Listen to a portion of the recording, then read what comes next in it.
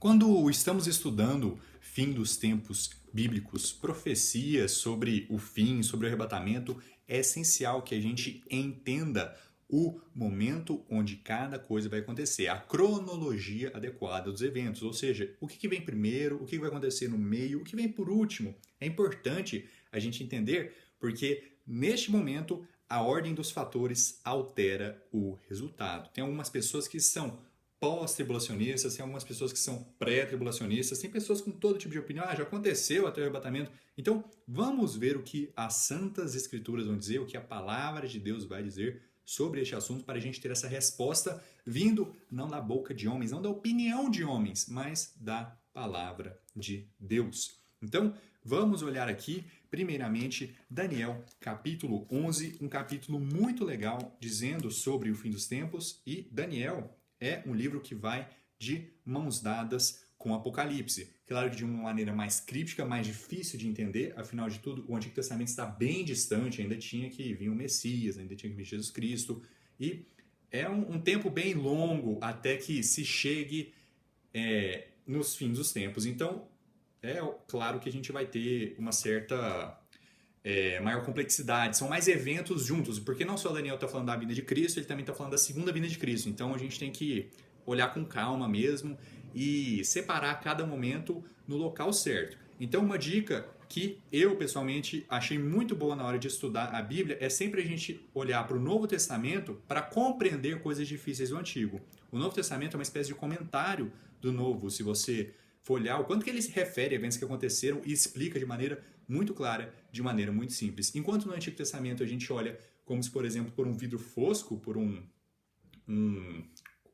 copo cheio de água mais turva, no Novo Testamento é mais claro, a água já está mais calma, já está mais transparente, é possível ver o fundo do copo de maneira mais fácil.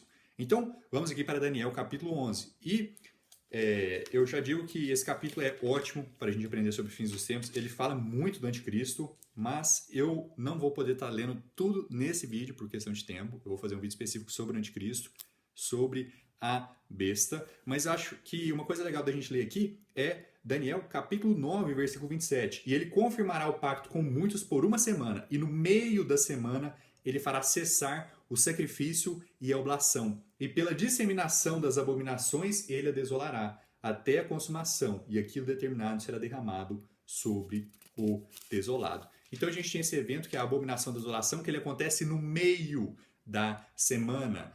Então essa semana ela seria composta de 7 anos, eu vou entrar com mais detalhes sobre a cronologia disso também em outro momento, mas enfim, é uma semana chamada de semana, mas a gente está falando de 7 anos, e qual que é a metade de 7?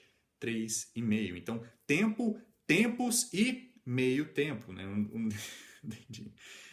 Tempo, 1 ano, tempos, 2 anos e meio tempo. Então, a gente tem esses 3 anos e meio, que seria o momento que essa abominação da desolação aconteceria. Ela é importante para a gente continuar entendendo quando o arrebatamento vai acontecer. Então, a gente pode continuar lendo aqui, indo para o versículo 31 de Daniel capítulo 11. E braços se colocarão ao seu lado, e eles contaminarão o santuário da força, removerão o sacrifício diário, e eles estabelecerão a abominação desoladora. Então, a abominação da desolação, desolação abominadora, as abominações que causam desolação, tudo isso está se referindo a esse evento que acontece no meio da semana.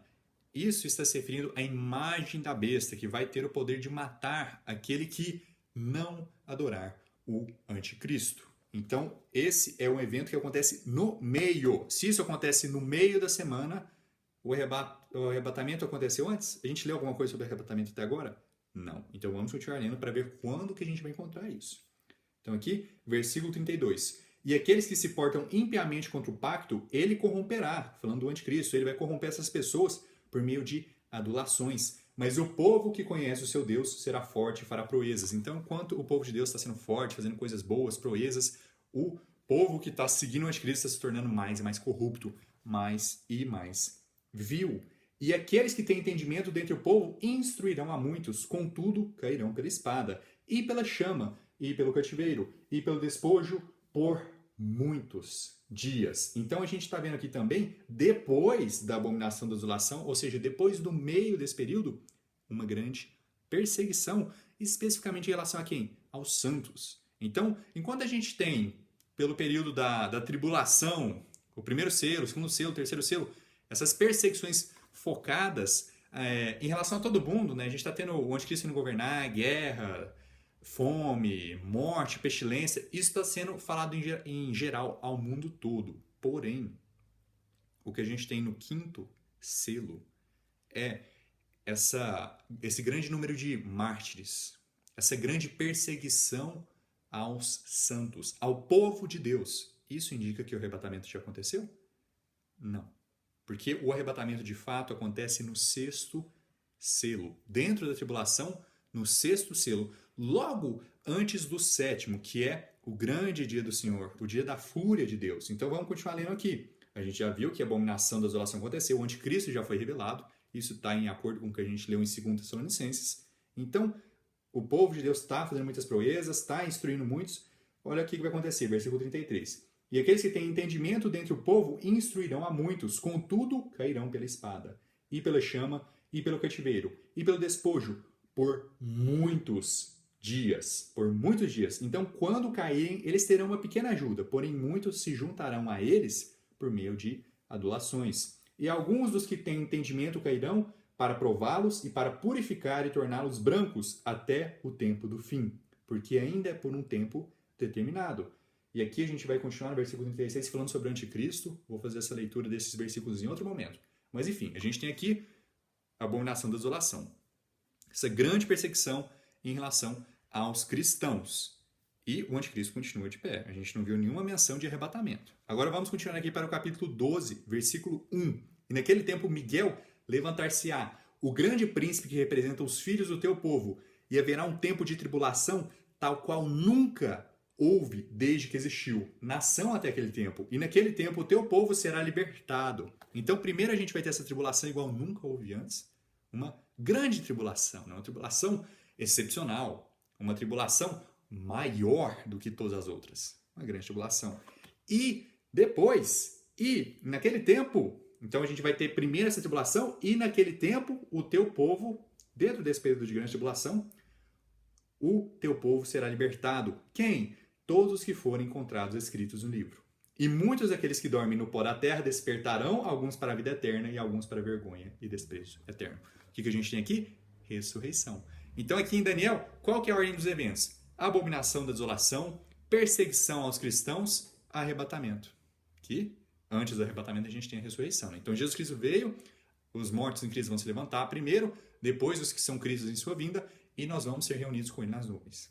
Então a gente tem esse período que chama arrebatamento, esse evento que chama arrebatamento, que é depois da grande tribulação. Então, meus amigos, fica a pergunta. Quando que acontece o arrebatamento? Depois da tribulação. Então, a gente tem esses 5 selos anteriores ao sexto, que é o arrebatamento, onde um grande número de pessoas aparece no céu, de todas as nações, de todas as tribos, e a gente pode ir para Isaías para confirmar essa questão. A gente pode ir para Isaías capítulo 26 para confirmar esta ideia.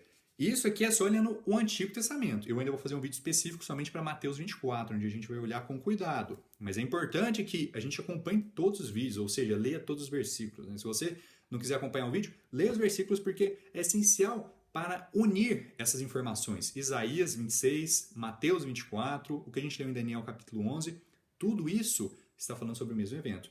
Isaías capítulo 26, começando aqui no versículo 16. Senhor, em angústia têm eles te buscado. Eles derramaram copiosamente uma oração quando tua disciplina estava sobre eles.